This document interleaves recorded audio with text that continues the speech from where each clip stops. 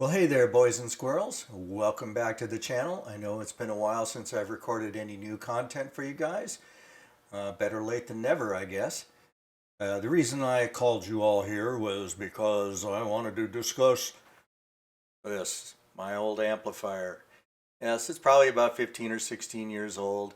It is a Behringer GX110 and has a single 10-inch Jensen in it and 30 watts RMS of flower power. I use it for practice and I use it for rehearsal with, small bands and stuff like that. And the reason that it's a subject today is because I finally decided I wanted to get around to seeing if I could do something about patch switching on it, because it does have 99 effects built into it, and those 99 effects are supposedly accessible via MIDI control. Oh, well, that gets fancy, right? I'll show you a picture of this whole thing here. We've got the amp itself, and you can see the little window right there that shows the 99 in it or something like that. Right next to that is a rotary dial, and that basically sets the effects number from 1 to 99.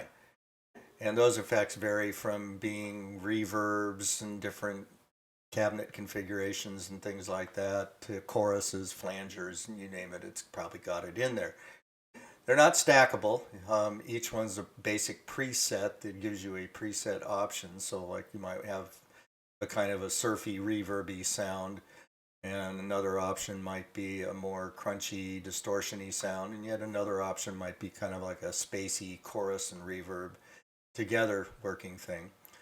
And then looking at the back of the amp here, you can see we have a bunch of inputs, but we also have a MIDI input right there. And that MIDI input is what triggered my interest in doing this after all of these years.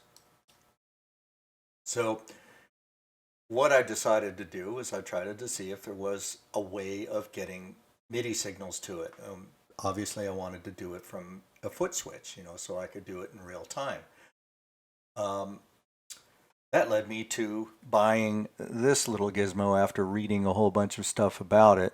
This is an M-VAVE Chocolate MIDI BT foot controller. You can see it has 4 foot switches on it. It has a USB input right over on this side here, on-off switch, and it has a 1/4-inch pedal input on it. So you can add an expression pedal to this.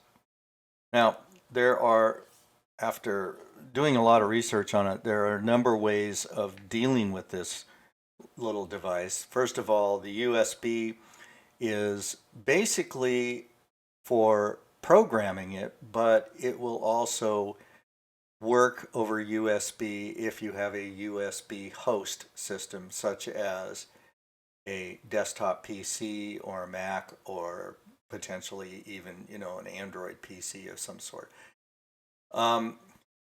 That does not work with the amplifier because the amplifier is a MIDI device. It is not a MIDI host. This after talking to a bunch of folks on Reddit. All right, so that leads to the next solution that M-VAVE actually sells one. They sell a wireless Bluetooth dongle that you can pair with the chocolate controller. You plug the dongle into the MIDI input, also has a MIDI through on it as well, but you can plug that into the back of a MIDI device, and then the chocolate will talk over Bluetooth to the dongle and send all of its commands that way. The only problem with that is that according to the guys on Reddit, again, same kind of deal. Anytime you're dealing with a wireless device, especially Bluetooth, reliability can be a factor, and a lot of people were complaining that it would lose connection or that it would cut in and out and stuff like that. Which led me to my final and ultimate hopeful solution, and that was that guys suggested that the pedal input on the back of this thing was also an output as well. Nobody had actually confirmed that this would work, but they said that according to a spec they saw, it would send and receive MIDI. Well, okay, that sounds cool. So what did I do? Well, I said, I'll program this thing up and I'll get myself a 1/4 inch tip ring sleeve to 5-pin MIDI plug cable. And I found one pre-wired on Amazon. And I thought, okay, this is cool. This is going to work. So I ordered it, got the programming done, plugged it into the amplifier, turned the amplifier on, hit the foot switches, nothing. Everything, it was just like there was nothing there. Didn't do anything, didn't glitch out. Absolutely zero. All right. So I was like, okay, well, what's wrong?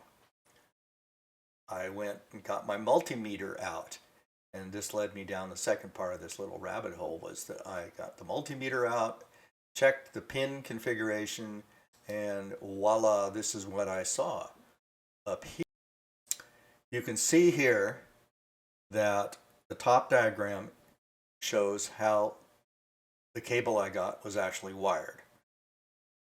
It was wired with the ring going to pin 3. And according to everything I was reading on the internet, the ring should have gone to pin 4. So that cable would not work. The other thing I found out about the cable was that it had a little bit of crosstalk to it, so that between, for example, pin 2 and 4, there was some kind of a little mini short, because I was getting 5 to 8 ohms of 5 to 8 megohms worth of resistance on the multimeter instead of infinity, which is what I should have had. All right, so that led me down to, okay, how am I going to solve this problem? Well, first I said, well, I've got an extra 1/4 inch stereo cable out in the garage. Go grab that and I'll wire it up to a 5-pin DIN plug. So I ordered some 5-pin DIN plugs off of Amazon. Got the 5-pin DIN plugs in, and they were a bunch of crap. They would have absolutely fallen apart at the first unplug used them. And I didn't even want to bother soldering them, so those went right back to Amazon. And that's when I realized, after looking at how close those little pins are together, that it would be far easier for me to take a pre-wired MIDI cable, DIN to DIN, and convert that one end of that into the 1/4 inch tip ring and sleeve. So that's what I ultimately ended up deciding to do, and I bought a cable from Monoprice, about $4.99 for that one, cut the end off of it, and rewired the whole thing up for 1/4 inch tip ring and sleeve on the other end. I'm going to show you the length of time it took me to solder the stupid thing up. Do a brief voiceover on it, but we're going to speed all of that process through, because I had to check it at each step of the way. So that'll be the next thing you're going to see, is me trying to solder the stupid thing. So we should be fine, since MIDI can go out to about, I think, 10 meters, which is about 30 feet. And we're going to start right in. Do I clip it? What do I do? Oh no, the pressure is mounting. All right. So we're just going to take this thing right here.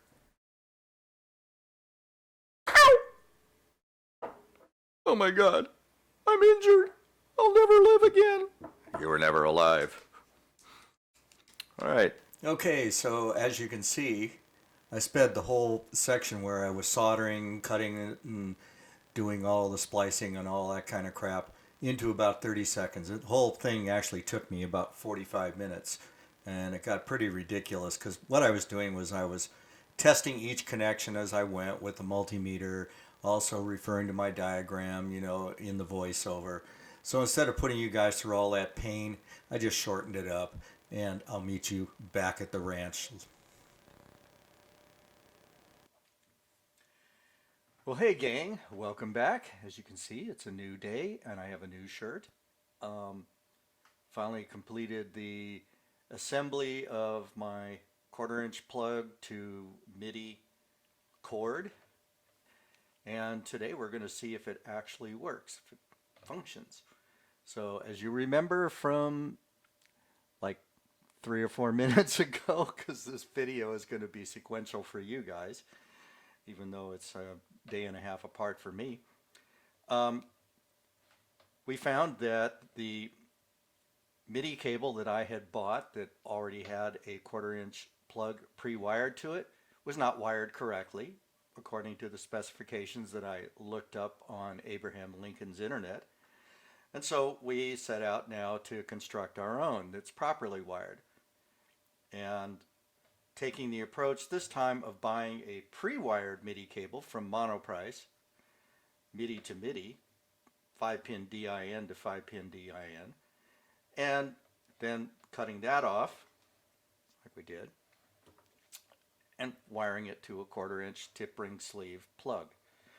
Now, that went a lot longer than I ever thought it would, because I ran into all sorts of problems trying to get the stupid jack wired. When I cut the plug off and started exposing the wires, I realized that the wires that are carrying the data on the inside of the cable are super ultra fine hair thin wires. They are courtesy of Monoprice's comment in their specifications. They're 28 gauge. That's as fine a wire as I have ever worked with. In fact, I've never worked with any 28 gauge wires before. So stripping them was a challenge. Getting everything soldered correctly without burning them up, tinning them, doing all that kind of stuff took me a whole lot longer than I ever thought it would. And then on top of that, when I actually went to wire up the shield cable, shield, you know, the braided stuff that's running through this part of the cable here and coming out here, I had to wire that to the sleeve of the plug.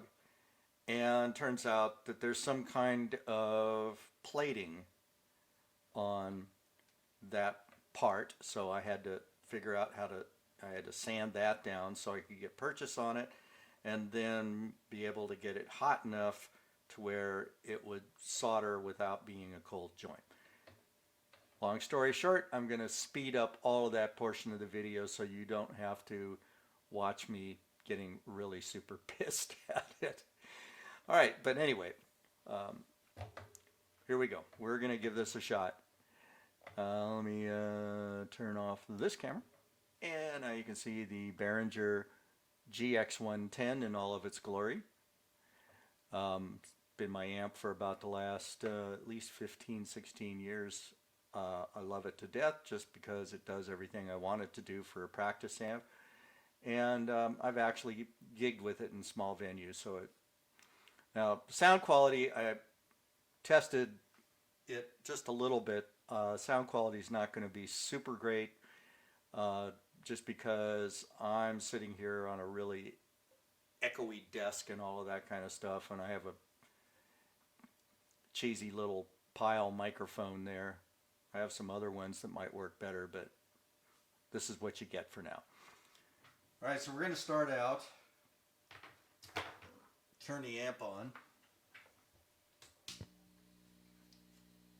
and you can see that we come up with program 8. Yeah, I'm just going to play this. This is my Grote. See, Grote, not Groot. From the Galaxy guys, it's Grote. Also, these folks make Reddit guitars as well. Redid guitars.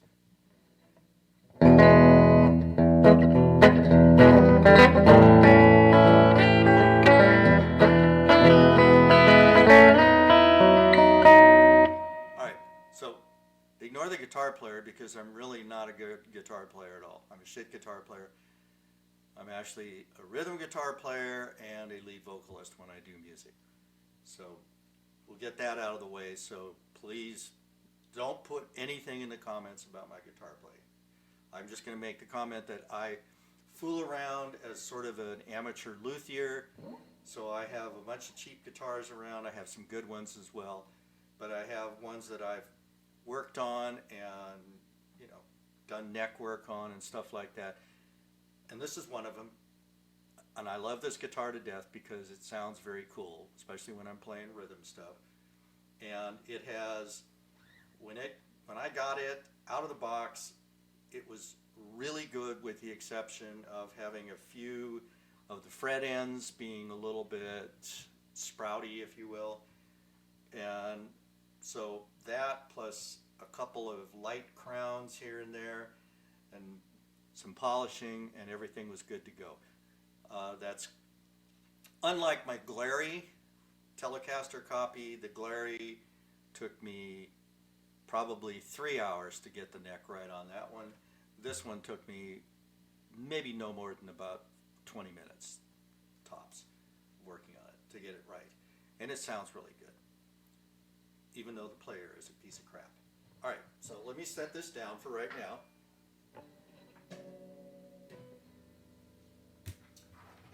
And we're now going to take the MIDI Chocolate, and we're going to plug it into the pedal input on the MIDI Chocolate. Hopefully you can see it there underneath my mic.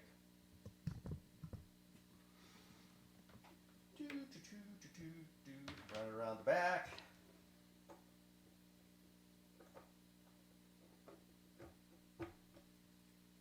Plug it in.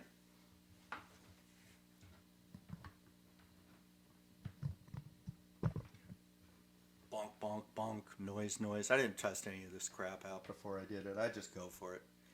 All right, so now what we're going to do is we're going to turn on the MIDI Chocolate.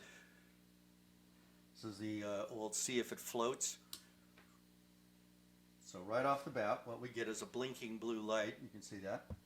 And that just means that its Bluetooth function is searching for a Bluetooth device to connect to, but it's not seeing one. So what ends up happening, it just blinks away. Instead, what we've got is the MIDI pedal to the back of the amp. So now what we're going to do is see whether we actually get the program changes that we want out of this. He picks up the guitar again. Oh no, don't use a guitar. Go to jail. Okay, first test. Here we go. Number 8 is on the effect right now as a preset. Boom! We have ignition. We have number 20 showing up as the effect. That's a slapback. Basically, slapback, just a little tiny bit of reverb.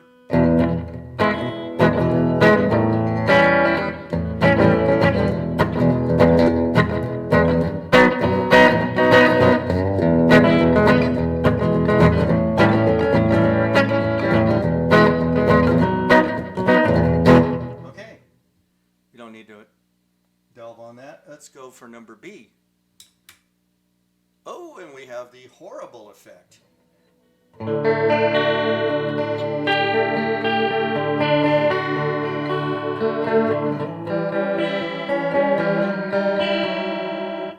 Yeah, I deliberately did that because I wanted you to just see that I wasn't we actually were switching up. This is a horrible combination of chorus, flanger, and reverb, and something else that Behringer thought was worth throwing into the mix. I don't see what you'd use it for. Okay, number C. Tremolo. There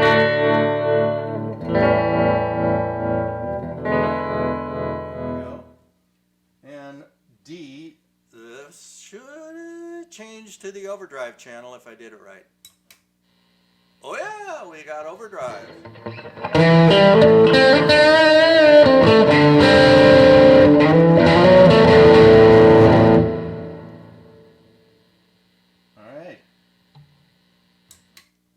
Back to starting point, number 20.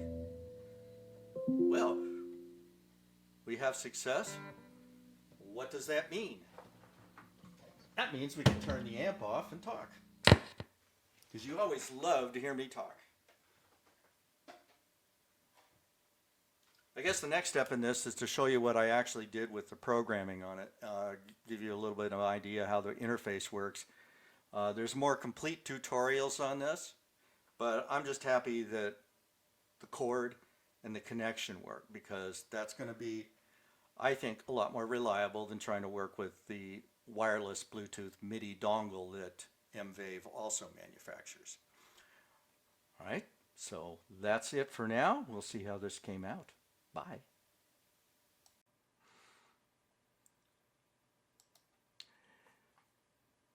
So hey guys, welcome back again.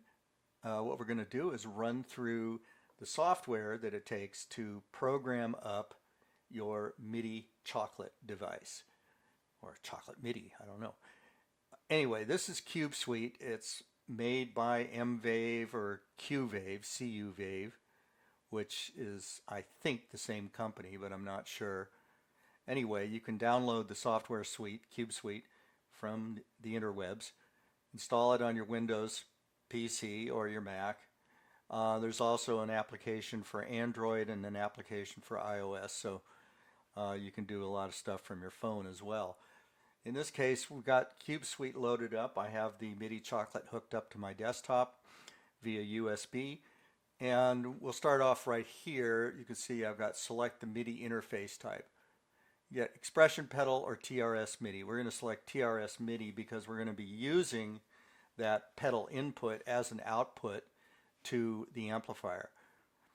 You can ignore all this other stuff if you're just going to do what I'm doing, which is I want to send codes to a MIDI device from the Chocolate. So most easy way to do that is with advanced custom mode, because all these other things, yeah, they send MIDI out, they can do all kinds of goodies, but they are a little bit obtuse in the way that they work, and I prefer to work kind of like raw, I guess you'd call it, raw codes. They are easier to understand and I know what's going on. So we select advanced custom mode. We select foot switch A up here, so that means that's the one we're programming. And as you can see down here, I've already got stuff entered. So we have, and again, we're going to mention that MIDI codes all start with the value 0 and they go up to some value, usually 127. So what we're looking at here initially is a program change of 19, which actually corresponds to effect number 20 on the Behringer, and that is the delay and reverb combined effect. And that's followed by a 0, so it basically pads out each one of these entries. Then we have a control code. Now the control codes are, for the Behringer at least, and they're going to be unique to your device. These basically cause the entire amp to do something. So in this case, the control code of 10 with a value of 0 or 1 says whether or not we're selecting channel 0 or channel 1. Channel 0 is the clean channel, channel 1 is the overdrive channel. Okay, the next one is control code 11, and that is to turn the effect on or off. So 0 is off on the effect and on is 1. And then finally we have the mix. That's control code number 12. So control code number 12, we send a value between 0 and 127.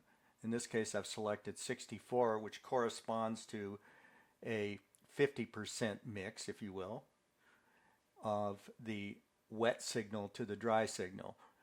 So you can see each one of these, and it's real simple to do this. You can add, the default comes up as a program change. Double click it, and now you can see I can enter the MIDI channel, which I have all of mine defaulting to 1 in this case. You can select whether it's a program change or a control code. You can send a note on or a note off or a custom MIDI code.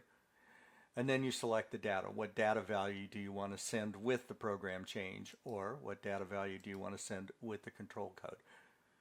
So as you can see, the control codes go out in pairs. So you send a control code, it's going to be a data point number 1, which is going to be what control code is it, and data point number 2 is the value of the control code. So we can cancel this. If you right click any of these values, it removes it. And you can also select remove all if you want to wipe out everything. Same thing goes here. We're going to be on foot switch number B, and you can see we have a program change of 39, and that maps to that very weird chorus reverb combination, ultra long, kind of strange spacey sound. And then here is foot switch C. That's program change 64. That maps to 65. That's a tremolo and delay. That's a medium tremolo with a little bit of delay on it. And then finally, we go to foot switch D, and that's 12 and 32. 12 maps to 13. That's a gated reverb, a short gated reverb. And 32 basically controls the mix, so it's just got a very slight level of mix on it. The other thing I'll note here too is that it also will change the channel on here. So I've got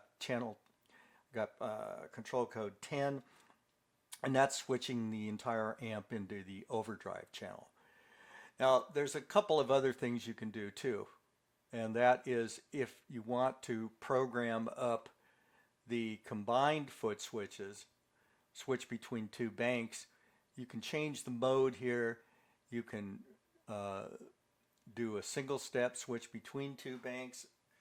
If you go to, I'm trying to think here, I lost it. I think it's custom mode if I'm not mistaken. And that's where you can actually say, okay, I want to program the E and I want to program the F. And the E switch is when you press the A and B simultaneously, and the F is when you press the C and D switches simultaneously. I'm not going to get into that. I don't really have a need for it because I don't want to be mucking around with trying to figure out where my banks are in the middle of trying to play. So I'm just going to keep it simple, stupid, and I have all of these programmed up, you know, the way that I wanted for the demonstration, and ultimately I'm going to get in here and change them to the values that I actually want. So hopefully that gives you a little bit of a clue. These values are saved in real time, and they're stored in real time. So you don't have to actually do a save the patch or save the values. They are live the moment you make any particular change here. So anyway, I hope that helps you out a little bit with the way that this works, and I hope this whole exercise down my deep rabbit hole was helpful to you in any way. If you have any questions, feel free to leave them in the comments. We'll look forward to doing some more content. Adios.